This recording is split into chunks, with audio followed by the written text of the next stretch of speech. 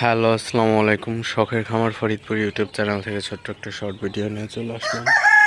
তো আজকে হচ্ছে আমার ব্রয়লার বাচ্চার বয়স দ্বিতীয় দিন চলতেছে। তো এখন হচ্ছে বেলা 1:45 বাজে।